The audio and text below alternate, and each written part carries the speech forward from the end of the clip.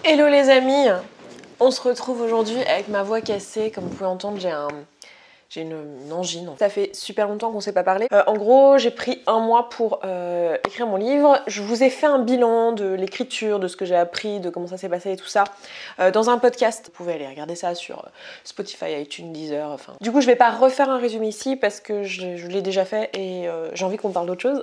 Vous m'entendez qu'une fois parce que vous me suivez à un endroit, mais moi je radote. J'ai super envie aujourd'hui de vous parler de ce que c'est en fait qu'être youtubeur. Alors je veux pas juste vous raconter le quotidien parce que ça j'ai pu le faire notamment au mois d'octobre où je vous ai vlogué tous les jours, donc en fait je vous ai montré à quoi ressemblait mon quotidien dans ce métier là. Bref, j'ai envie de vous raconter un petit peu ce que c'est que ce métier. Voilà, ça vous va? On va parler d'entrepreneuriat, on va parler d'authenticité, on va parler de recherche de soi, parce que de toute façon je crois que quel que soit le métier aujourd'hui avec notre génération, on est un petit peu tous dans cette recherche tous et toutes dans cette recherche de bien-être, de qui on est vraiment, etc. Le premier truc que j'ai envie de vous dire à propos du coup de ce métier, c'est qu'en fait c'est comme tous les métiers indépendants, et moi c'est comme ça que je le vis, c'est quand même un métier assez solitaire quoi. C'est quand même un boulot où t'es seul au quotidien potentiellement parce que tu bosses chez toi, tu fais tes vidéos, tu fais ton TikTok ou ton Instagram, enfin je sais pas sur quelle plateforme t'es, mais tu fais ton truc chez toi, très souvent seul. La plupart des youtubeurs commencent en tout cas seuls. Même moi aujourd'hui qui est une grosse équipe, parce que dans SSV, donc Se Sentir Bien, qui est le nom de mon entreprise, on est je crois 14 collaboratrices aujourd'hui, 14 ou 15, ça vient de changer là parce que pendant que j'étais pas là, les meufs elles ont demandé de l'aide parce qu'elles étaient un peu après, avec qui je bosse vraiment au quotidien, avec qui je parle de manière quotidienne, c'est plutôt 3-4 personnes. Mais on est chacune chez soi, on est, voilà, c'est à la fois un truc que je kiffe et que je surkiffe et que moi j'adore, être indépendante. Ne pas avoir quelqu'un qui me dit à quelle heure je dois me lever, qu'est-ce que je vais faire de ma journée, et toutes ces choses-là. Enfin, je veux dire, bien sûr que c'est un truc que j'adore par-dessus tout, ça me convient à 1000%. Je pense qu'aujourd'hui, franchement, il y a une part de moi qui flippe que si un jour je dois retourner dans une entreprise, j'ai pas peur de pas avoir les compétences ou de pas avoir des choses à vendre, parce que je sais que j'ai gagné une expertise de fou en faisant ce métier. Ça fait maintenant 2 ans et demi que je vis de mon activité sur internet, de mon activité indépendante, et ça fait depuis 2012 que j'ai commencé.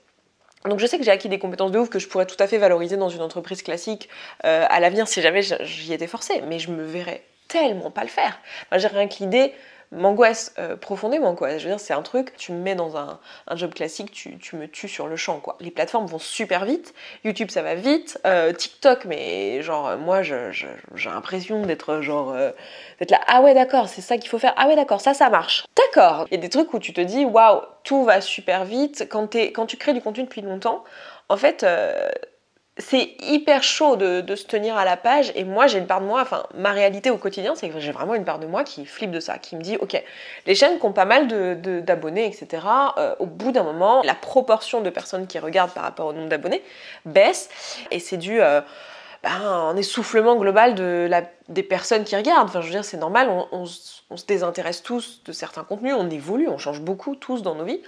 Et du coup, c'est assez flippant quand on est de l'autre côté. On se dit, ok, il faut que moi, j'arrive à faire du contenu qui soit intéressant, qui continue à captiver mon audience, qui continue à captiver une nouvelle audience, ou en même temps, moi je kiffe, parce que si j'ai fait ce choix à la base, c'est pas pour me recréer un bullshit job, tu vois, genre quand même. Donc il y a un peu ce choix, quand même, quand on fait ce choix de métier, on fait le choix de l'authenticité, plutôt que le choix de la conformité. Je veux dire, si on avait voulu faire un boulot conformiste, on serait allé en CDI, dans une boîte classique. Voilà, il y a un petit peu un paradoxe entre essayer de faire du contenu qui va plaire, parce que mine de rien, à la fin du mois, on a quand même besoin d'argent pour vivre. Donc faire du contenu qui va plaire, que les gens ne se désintéressent pas au point que la plateforme, typiquement YouTube, nous mette hyper bas dans les recommandations, et en même temps continuer à être juste avec soi, et puis aussi parce que de toute façon, moi je trouve qu'en pratique, ne pas être authentique, ça ne marche pas quoi. Ça ne marche pas. Je dirais, personne ne peut regarder quelqu'un qui se ment à lui-même, ou en tout cas pas indéfiniment. C'est une vraie peur. Et moi, je suis assez confiante vis-à-vis de moi-même, même si je vois très bien que je ne déroge pas à la règle et que ma chaîne, elle est comme toutes les chaînes qui sont là depuis longtemps. C'est-à-dire que il y a des gens qui la regardent plus parce que je fais partie du décor, parce que je suis un dinosaure de la plateforme dans leur tête. Et il y en a d'autres qui sont hyper à fond, et merci d'ailleurs, vous allez vous reconnaître si vous regardez ça, qui sont hyper à fond, qui suivent tout ce que je fais et qui adorent ce que je fais. Et il y a plein de gens qui sont un peu entre les deux, quoi, qui papillonnent, qui restent abonnés, qui regardent de temps en temps, qui sont des abonnés mais qui continuent à venir jeter un coup d'œil, qui peut-être d'ailleurs tomberont sur cette vidéo alors qu'ils m'ont pas regardé depuis des années. Et Dans tous les cas, je suis quelqu'un qui évolue beaucoup et j'ai vraiment cette envie, cette démarche profonde dans ma vie de continuer à grandir, de continuer à évoluer et d'essayer d'être la plus juste par rapport à moi-même, d'essayer d'être authentique. C'est vraiment un choix, je vous ai déjà dit, c'est presque un choix artistique que j'ai fait sur cette chaîne, de me dire, ok, je me présente dans toute ma vulnérabilité, dans toute mon entièreté. Donc je me dis, en fait, je vais toujours grandir et apprendre sur moi et évoluer, etc. Et ça, c'est super flippant et tout, mais en même temps, je vais toujours m'inspirer de nouvelles choses et je vais sûrement toujours proposer des nouvelles choses. Je raccroche à ça en me disant, ok, en fait, tu sais, Esther, que de toute façon, tu vas pas stagner, tu vas pas rester dans un même truc et au point qu'il y a un désintérêt total. Mais en même temps, je sais aussi que je vais pas aller sur des terrains dans lesquels je me sens pas moi. Je vais pas me mettre à faire des trucs qui sont pas moi. Et si c'est ça demain qui fonctionne et que ça qui fonctionne, bon bah, je risque du coup de partir dans les limbes de la plateforme. Donc c'est un vrai truc, tu vois, quand t'es... Alors c'est un truc de manière générale quand t'es à ton compte, hein, où tu te demandes, ok, est-ce que mes produits, mes services vont toujours plaire, est-ce que je suis toujours raccord avec le marché, etc. En même temps, est-ce que moi ça me plaît toujours, est-ce que je suis en train de finalement me faire une cage dorée dans mon nouveau boulot, où en fait c'est plus mon patron qui m'exploite, mais c'est moi-même qui m'auto-exploite, quoi. Donc est-ce que je suis toujours raccord avec ça? C'est assez drôle finalement et c'est assez ironique d'être dans une démarche authentique et en même temps de se présenter à autant de monde et donc de recevoir l'influence d'autant de monde. C'est marrant parce qu'on dit qu'on est influenceur parce qu'on est de ce côté de l'écran, mais finalement on est ceux qui reçoivent le plus d'influence au final. Parce que quand tu fais une vidéo qui va avoir, je sais pas, 10 000 vues, et que sur ces 10 000 vues, il y a 100 commentaires et, je sais pas, 2 000 ou 3 000 avis, 100 personnes qui te disent qu'elles pensent de toi, en fait, c'est énorme comme influence.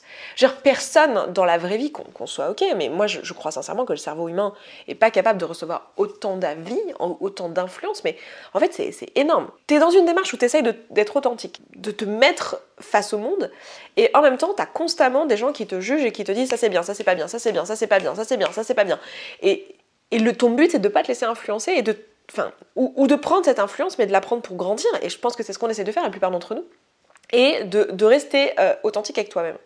C'est hyper dur, les gars. Est-ce que vous voyez comment c'est dur déjà d'être authentique avec soi quand t'as ton père, ta mère, ta tante, ton oncle, ta pote, ta grand-mère, ton grand-père, tes profs, qui te disent quoi faire dans la vie, qui te disent ce qui est juste, ce qui est bien, ce qui serait attendu, etc. Et toi, t'essayes de te reconnecter à toi en te disant attends, moi, qu'est-ce que j'en pense?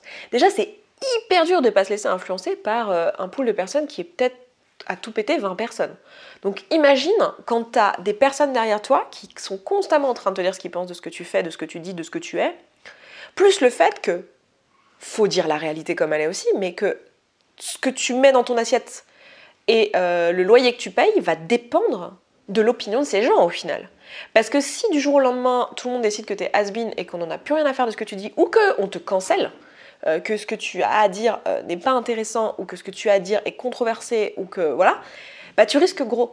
Donc c'est hyper compliqué en fait, et de toute manière c'est hyper difficile d'être authentique. Et je me rends compte que ça fait plusieurs années que je suis dans une recherche de ça, mais qu'en fait il y a plein de moments où j'étais totalement à côté de la plaque, j'étais complètement inauthentique. Je faisais des trucs en me disant ok c'est juste, ok j'y vais.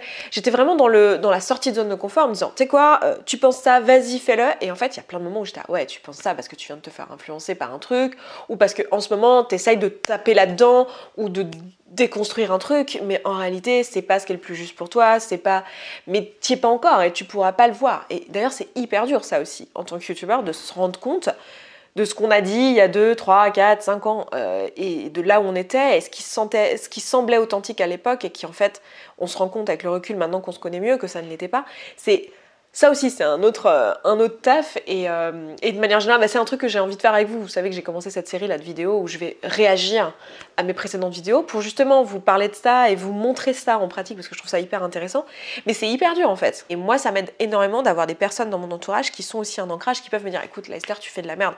Mes amis, les gens qui m'aiment, les gens que je connais depuis longtemps sont capables de me dire que là, je perds pied. On peut dire oui, mais tu t'en fous des commentaires. Mais en fait, c'est pas le sujet, est-ce qu'on s'en fout ou est-ce qu'on s'en fout pas, en fait. C'est même pas le sujet, c'est-à-dire que c'est pas possible de pas être influencé par autant de monde qui te regarde. Même si tu prends du recul, parce que moi aujourd'hui, je veux dire, que ce soit des commentaires vraiment super sympas, adorables, des pavés d'amour, ou que ça soit des pavés de haine et des trucs vraiment dégueulasses, dans tous les cas, j'ai un certain recul. C'est-à-dire que je me dis pas, ah oui, je suis absolument un génie et je suis génial parce que je sais pas qui me l'a dit, tout comme je me dis pas que je suis la dernière des merdes parce que je ne sais pas qui vient de me le dire. Mais il n'empêche que c'est des c'est pas possible finalement de pas recevoir cette critique en fait et de pas être influencé par ça. Alors je sais pas comment c'est de commencer en 2021, hein, mais quand moi j'ai commencé, les mauvais commentaires ça venait quand même un peu plus loin sur le chemin. C'était pas tout de suite quand tu commences le contenu, bim, t'as des gens qui commentent négativement. Aussi parce qu'à l'époque il y avait plein de gens qui n'avaient pas de compte, qui commentaient pas, qui avaient peur. C'était un peu l'époque où on avait peur de mettre son vrai nom sur internet, les gens avaient tous des pseudos. Enfin culturellement en fait il y a un gap quand même entre le moment où j'ai commencé et aujourd'hui. Mais la question qui est venue assez vite c'est plutôt les bons commentaires et les vues et la validation en fait. Je me suis posé assez vite la question mais qu'est-ce que ça me fait finalement d'être validée? Et qu'il y ait des gens qui me disent que je suis intéressante, géniale, trop belle, trop je sais pas quoi. Comment ça m'affecte en fait et comment ça me valide et comment ça me crée une dépendance à ça aussi. Le fait d'avoir besoin de cette validation extérieure parce que j'ai beau me dire, encore une fois, hein, avec toute l'authenticité du monde, de me dire non mais je suis pas impactée par ça et tout. Non, c'est faux, je suis un être humain, j'ai un cerveau comme vous aussi, qui fonctionne à la dopamine et tout ça. Et genre je me suis assez vite posé la question, qu'est-ce que ça change sur ma perception de moi en fait? Quand je fais une vidéo qu'elle est super mal reçue, que on me dit que c'est de la grosse merde, comment ça change ma perception de moi-même en fait? Et comment ça me fait me remettre en question. Alors il y a une part là-dedans que j'adore, hein, il y a une part de moi qui trouve ça chouette d'avoir effectivement l'occasion de me remettre en question, enfin je veux dire, si j'avais pas créé de contenu sur internet, je pense qu'il y a plein de sujets politiques essentiellement sur lesquels je me serais jamais posé de questions en fait, parce que je vis dans un environnement où finalement je suis qu'avec des gens qui ont un peu les mêmes opinions que moi, et c'est normal, on est tous comme ça en fait, on est tous dans des espèces de bulles, avec notre famille, nos proches, nos collègues, etc. Et on pense tous un peu pareil. Et du coup je trouve ça génial. Mais en vrai, c'est une vraie question sur la santé mentale. Le côté donc la validation, l'invalidation. Et le fait de me dire, ok, où est-ce que je me place et comment ça affecte mon estime. L'année dernière, vous le savez, en 2020, là, pendant le premier confinement, j'ai pris un putain de dogpile sur la plateforme. Un dogpile, c'est quand t'as plein de gens qui viennent en gros te dire que, avec des pavés comme as, que t'es une mauvaise personne, qui viennent t'expliquer et pointer du doigt ton comportement, te disant voilà, t'es une mauvaise personne pour ça appartient un peu à la cancel culture, hein, le fait, et ça c'est un peu, je pense, la hantise de beaucoup de personnes qui créent du contenu, c'est que du jour au lendemain, on te catégorise dans un truc et qu'on te dise, bon bah voilà, toi t'es tel genre de personne, tu es une mauvaise personne, voilà, on te raye, et on vient te le dire, mais en masse, tu vois. Enfin, le dogpile, ça vient du truc, vous savez, du rugby, où en fait, t'as tous les joueurs, enfin du football américain, où t'as tous les... C'est pas le rugby, c'est différent. Enfin bref, vous avez compris, où t'as tous les joueurs qui viennent s'écraser sur quelqu'un en dessous. Tous les joueurs qui viennent, et en fait la personne en dessous, elle est sans défense, quoi. Elle peut rien faire, quoi qu'elle dise, quoi qu'elle fasse, enfin je veux dire, elle peut pas bouger, elle peut rien faire. Quand tu te prends un dogpile, c'est exactement ça. Et je peux vous dire que pendant 2 mois, en fait c'est un truc, waouh, genre waouh, l'estime quoi. Enfin t'as intérêt à être hyper ancré et te dire, attends, qui je suis? Pourquoi je fais ces choix-là? Ok, là j'ai peut-être fait un choix de merde, parce que enfin, ça va t'arriver, je veux dire, et c'est un peu, je pense, moi la façon dont je le vis, c'est que très, très souvent en fait, je me dis, putain, j'ai pas le droit à l'erreur, mais je veux avoir le droit à cette erreur, parce que si je fais pas d'erreur, je grandis pas, quoi. Et c'est hyper flippant de faire une erreur face à 100 000 personnes, en fait. On te rate pas, quoi. Il y a une vraie question de santé mentale. Moi, je vois bien que cet épisode de Dogpile et quelques épisodes que j'ai pu faire, parce que j'en ai déjà fait d'autres, des moments ou des vidéos où ça s'est mal passé. Mais bon, j'avais moins de monde, donc ça a peut-être été moins vu, mais ça arrive encore régulièrement, hein, par mon métier. Ce que je fais, ça peut être controversé sur certains aspects, puisque je suis à la fois féministe et en même temps, j'aide les femmes à perdre du poids, donc il y a des gens qui font très vite le raccourci que c'est juste pas possible, en fait, aider les gens à perdre du poids, ça veut dire être grossophobe, et être grossophobe, c'est être antiféministe, et qui vont pas chercher plus loin. Donc, voilà, c'est super dur et t'as intérêt à être bien ancré.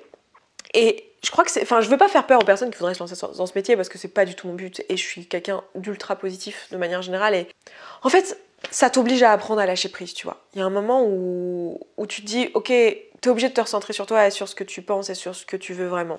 Mais on peut pas dire que ça affecte pas la santé mentale. En fait, toi, à la base, tu fais tes vidéos... Je pense, pour la plupart d'entre nous, tu vois, parce que tu kiffes ou parce que t'es intéressé par un sujet, t'as envie de partager, etc.